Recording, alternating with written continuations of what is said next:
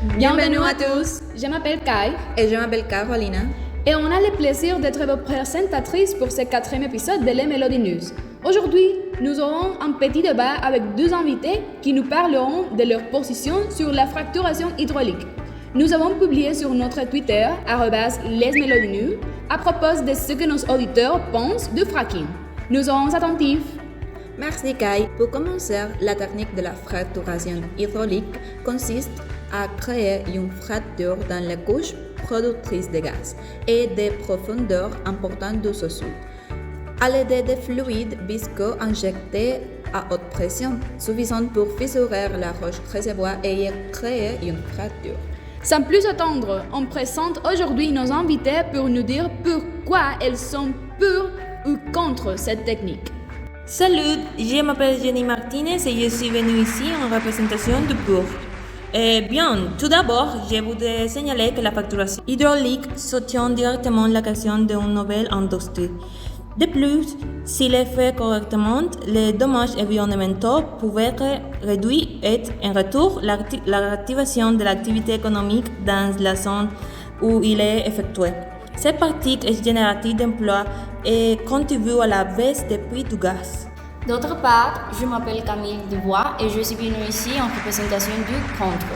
Au début, les injections hydrauliques utilisent autour de 200 000 m3 d'eau et plus de 500 produits chimiques, parmi lesquels 17 sont considérés comme toxiques pour les organismes aquatiques et 8 sont des substances cancérigènes.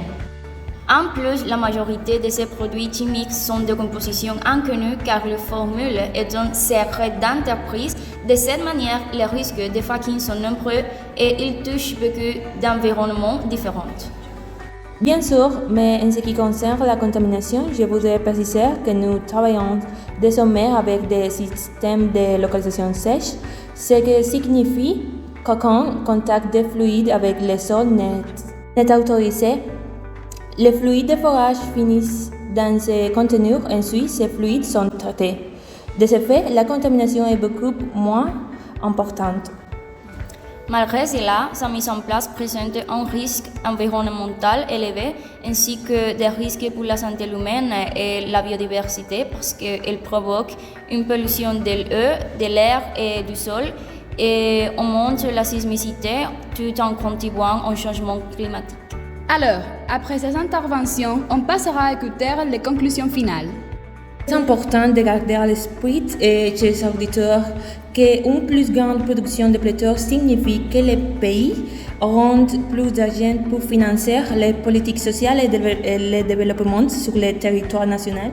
Bon, à partir de cela et du fait que des études et des tests sont en cours pour utiliser des autres alternatives, il est préférable d'attendre que celles soient déjà approuvées et de ne pas continuer à utiliser une méthode nocive telle que le fracking.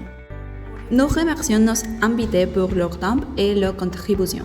Ainsi, un de nos auditeurs, @LisaWifi, sur Twitter, nous écrit: Je ne suis pas d'accord avec la fracturation hydraulique en raison des dommages environnementaux qu'elle cause. Par ailleurs, @Otosanji a dit: Parfois, on doit mettre en péril certains aspects de la vie pour obtenir un plus grand bien. C'est le cas de la fracturation hydraulique. Et bon, merci à nos invités pour vos opinions et voilà pour l'épisode d'aujourd'hui. Nous espérons qu'elle a été informative et que vous avez appris beaucoup de choses. À la prochaine fois sur Les Melody News.